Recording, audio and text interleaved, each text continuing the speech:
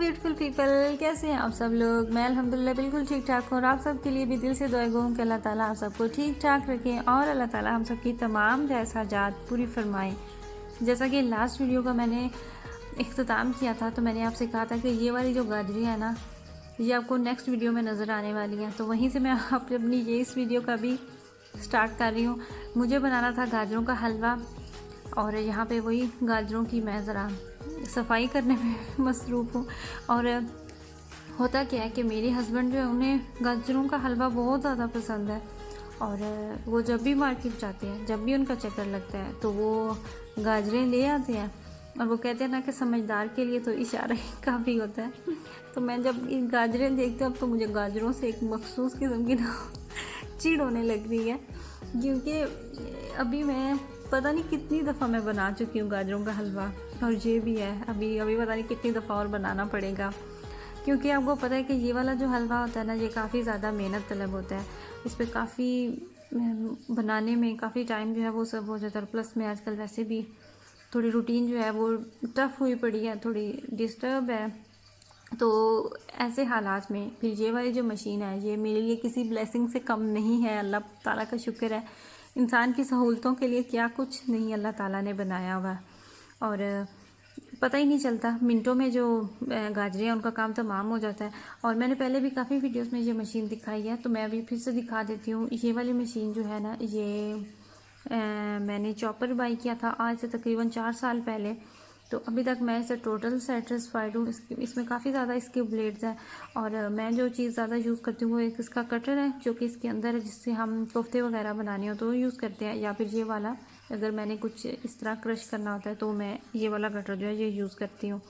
बहुत ईजी आ जाता है। और जिस तरह की मशीन आपको 40 से 50 यूरो तक अराउंड इतनी कीमत तक आपको मिल जाती है। और ये वाली जो मशीन है ना, ये कानवुड की है और बाई की थी और अभी तक मैं तो इससे टोटल सेटिस्फाइड हूँ। और ये वाला आपने जो अभी हाथ देखा ना ब्लू शर्ट में, ये मेरे हस्बैंड का था। हुआ क्या था कि उन्हें कोई चीज़ चाहिए थे स्टोर से, जो कि नीचर खेलर होता है ना घरों में। और इंग्लिश नहीं जर्मन वर्ड है, तो शायद काफ़ी लोगों को खेलर की समझ ना आए, तो इसलिए मैंने पहले एक्सप्लेन कर दिया कि स्टोर को डॉइच लैंग्वेज में खेलर कहते हैं। ये देखिए यहाँ पे हलवा जो है वो भी रेडी हो चुका है। और हलवे की भी मैं रेसिपी आप लोगों के साथ 2 वीडियोस में शेयर कर चुकी हूँ। बहुत आसान है, तो आपने अगर हलवे की रेसिपी जानना है ना तो आपको वो वाली वीडियो जो है वो देखना पड़ेगी। अच्छा जी, हुआ क्या था कि इन्हें कोई चीज़ चाहिए थी खेलर से, गाड़ी की नंबर प्लेट या कुछ इस तरह का था ना, अराउंड कोई पार्सल आया हुआ था जो कि इन्होंने वापस रख दिया और वो इन्हें मिल नहीं रहा था। ये जाके देख के आए थे और फिर इन्होंने मुझे कहा कि मुझे वो चीज़ नहीं मिली, तो इन्हें मेरी हेल्प की ज़रूरत थी। तो मैंने कहा ठीक है मैं फिर आपकी हेल्प करती हूँ, तो आप मेरी हेल्प करें। एक हाथ से लें एक हाथ से दें, तो वो ही लगे हुए थे। उन्होंने कहा कि ठीक है मैं तुम्हारे आने तक ये वाली जो गाजरें हैं ना तो ये इस तरह मशीन में डाल देता हूँ, तो तुम वो कर दो। तो वो हमने थोड़ा अदला बदला किया था। अच्छा क्या किया कि मैंने नाश्ते से फारिग होकर मैंने हलवा जो है वो बना लिया था। और जैसे ही हलवा ख़त्म हुआ लंच किया और लंच के बाद हम थोड़ी देर पार्क में आ गए, क्योंकि मौसम जो है अल्हम्दुलिल्लाह आज दूसरा दिन था, बहुत प्यारा मौसम था। 18 डिग्री तक जो टेम्परेचर है ना वो जा रहा था। तो बच्चों को लेकर मैं थोड़ी देर के लिए बाहर आ गई, हालांकि मुझ में ज़रा भी हिम्मत नहीं थी। मैं इतना थक चुकी थी ना कि बस क्या बंदा करे, बच्चे हैं घर में हैं, वो भी बोर हो रहे होते हैं, तो फिर आना पड़ा। मैंने कहा चलो ठीक है मैं वहाँ जाके एक तो विटामिन डी जो है उसको लिया जाए, बड़ा अच्छा तरीका है। और बच्चे जो है वो इतना एंजॉय करते हैं। और होता ये है कि जब भी घर जाना होता है ना तो बार बार कह के तो ही बच्चे घर जाते हैं, वरना तो बच्चों का दिल ही नहीं चाह रहा होता वापस घर जाने में। अभी आप लोगों से बात करते करते एक छोटी सी बात मेरे माइंड में आई है, तो मैं आप लोगों से वो ज़रूर शेयर करना चाहूँगी। क्योंकि मेरी वीडियोस पे मेरी ज़्यादा जो सिस्टर्स हैं ना वो जर्मनी से हैं और उनमें से काफ़ी ऐसी सिस्टर्स हैं जिन्हें अभी जर्मनी आए हुए ज़्यादा अरसा भी नहीं हुआ या जिनके अभी छोटे बच्चे हैं। तो मैं उनके साथ थोड़ी सी टिप शेयर करना चाहूँगी जो कि मैंने ख़ुद आजमाई हुई है। स्कूल जाने से पहले जो स्कूल गोइंग बच्चे होते हैं ना, जिनकी एज होती है, तो आपको पता है कि हम घर में अपनी मदर लैंग्वेज जो है वो प्रेफर करते हैं। तो इसलिए फिर बच्चे जो हैं वो उनकी जर्मन जो है ना वो थोड़ी सी डिस्टर्ब होती है, तो उनकी उतनी अच्छी नहीं होती स्कूल जाने से 3 मंथ पहले तक। हालांकि अबरार जो है ये 2.5 साल का था जब हमने इसका किंडरगार्टन स्टार्ट करवाया था, लेकिन इसके बावजूद इसकी जर्मन लैंग्वेज है ना वो इतनी अच्छी नहीं थी। तो मैं क्या करती थी कि गर्मियाँ थी, स्कूल जाने से पहले मैंने पूरे 3 मंथ इसको मैं डेली 4 से 5 घंटे के लिए बच्चों को लेके मैं पार्क में आ जाती थी। बहुत ज़्यादा बच्चे होते थे और भी आप यकीन करें 3 मंथ के अंदर इस तरह टकाटक इतनी अच्छी लैंग्वेज हो गई थी ना। बच्चे जितना बच्चों में खेलते हैं ना, तो ये टिप मेरे बहुत काम आई थी। तो आपको भी मैं कहूँगी कि अगर आप लोगों के साथ कोई मसला आ रहा है ना, तो ये करें, बच्चे को बाहर लेके निकले जितना निकल सकते हैं और बच्चों के साथ खेलने का मौका दें। साग हम लेके आए थे और अगेन मेहनत तलब काम, यही थी मेरी ज़्यादा वजह थकने की।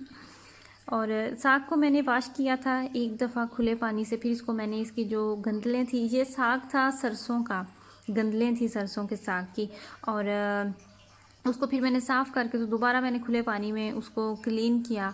और काफ़ी टाइम लगता है, फिर इसका साथ मैंने बनने के लिए रख दिया, तो साथ साथ मैं काट के डाल दी थी। और 3 केजी तक साग था और 3 केजी तक ही मैंने उसके अंदर पालक भी मिक्स की थी, ऐड की थी। यानी कि अब यकीनन ये भी सवाल आएगा आप लोगों के माइंड में कि अच्छा इसने यहाँ से कहाँ से लिया साग, यहाँ से कहाँ से।